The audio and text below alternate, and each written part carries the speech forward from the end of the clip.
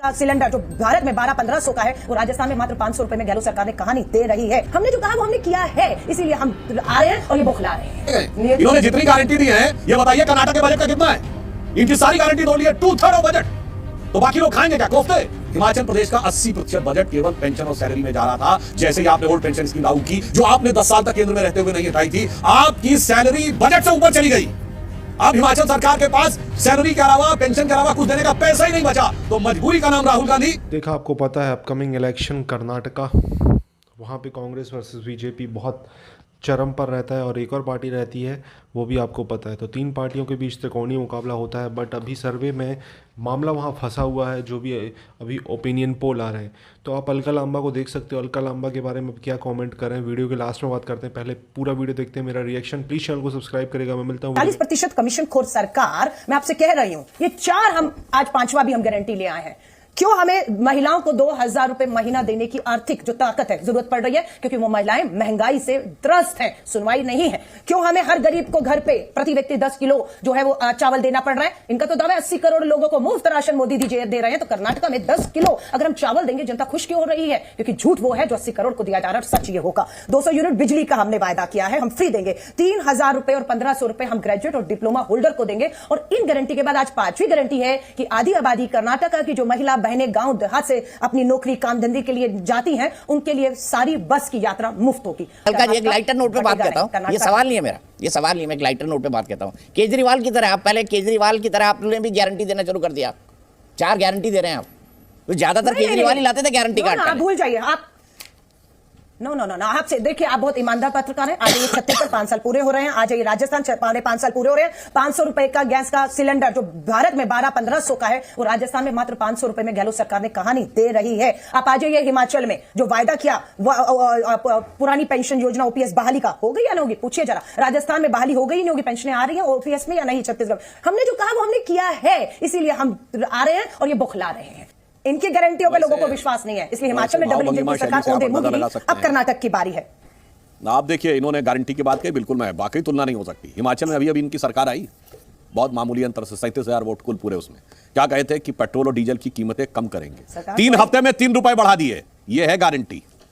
राजस्थान में कहे थे 5000 रुपए देंगे सारे बेरोजगार युवकों को, कितनों के दिए? पूछिए, किसी को नहीं मिला। 5 साल गुजर गए, ये है गारंटी।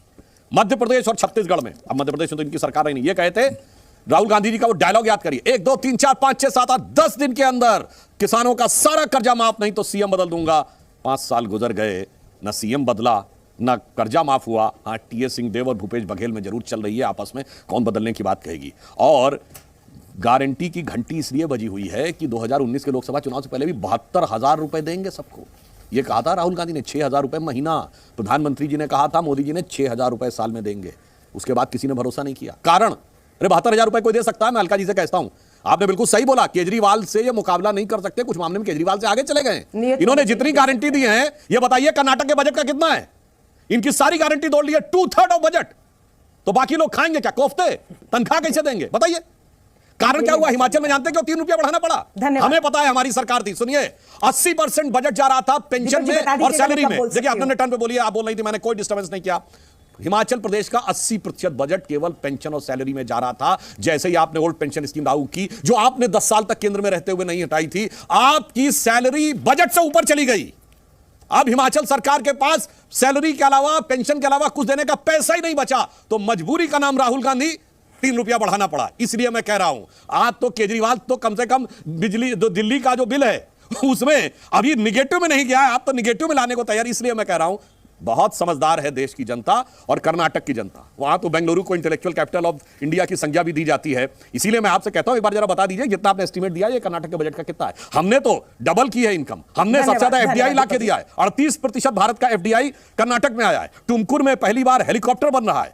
आईफोन 25% पहली बार यहां पर बन रहे हैं। सेमीकंडक्टर्स की फैक्ट्री यहां पर लगी हुई है। और तेजस बन रहा है कर्नाटक में। बेंगलोर मैसूर एक्सप्रेसवे हमने बनाया है। और इतना ही नहीं, अगर आप देखें, 2 एयरपोर्ट थे बेंगलोर में पहले, केवल बेंगलोर और मैंगलोर, 2 कर्नाटक में थे। मैसूर का नाम मात्र था। 7 एयरपोर्ट हैं। इसलिए हमने प्रॉफिट में भी रखा है और सबको विद्या रत्न योजना के तहत सबको दिया भी है। इसीलिए मैं कह रहा हूं, हम जो कहते हैं वो करते हैं, इसलिए जनता इस पर भरोसा करती है। तो दोस्तों ये वीडियो यहाँ पर होता है ख़त्म। आपने देखा किस तरीके से सुधांशु त्रिवेदी जी और अलका लांबा जी के बीच बहस हो रही थी। अलका लांबा, आप जानते हैं कि अलका लांबा एक ऐसा कैरेक्टर है जो कि बहुत ज़्यादा लड़ाई झगड़े में बिलीव करती है। मतलब ट्विटर पे आप अगर इनको कुछ भी बोल दो ना, तुरंत ब्लॉक, और अपशब्द तक आके आपके कमेंट में या तो मैसेज में जाकर अपशब्द भी बोल देती हैं। इतनी खतरनाक है अलका लांबा। अलका लांबा कांग्रेस में थी, फिर आम आदमी पार्टी में गई, फिर आम आदमी पार्टी में भी इनकी नहीं बनी, फिर ये फिर कांग्रेस में चली गई। अभी ये फ़िलहाल आप देख सकते हो कर्नाटका में कैंपेन कर रही हैं। कर्नाटका में आप देख सकते हैं रिज़ल्ट कुछ ही दिन में आ जाएंगे, और 13 मई को आई थिंक रिज़ल्ट आने हैं शायद, तो पता चल जाएगा किसकी गवर्नमेंट बनेगी। अभी तो आप देख सकते हो कि माहौल दोनों तरफ बराबर है। बस कांग्रेस ने एक गलती की है, इन्होंने बोला है कि बजरंग दल को हम बैन कर देंगे। उसके बाद से कुछ ओपिनियन पोल थोड़े से चेंज हुए हैं। अब देखते हैं होता क्या है कि कांग्रेस ने जो ये वादा किया है उसके बाद रिज़ल्ट में क्या फ़र्क पड़ता है। सुधांशु त्रिवेदी जी एज़ यूजुअल आप इनको सुनना पसंद करते हैं, सबकी तरह मैं भी बहुत पसंद करता हूँ। आपको क्या कहना है इस टॉपिक के बारे में, कमेंट में अपनी राय दें। चैनल को सब्सक्राइब करें।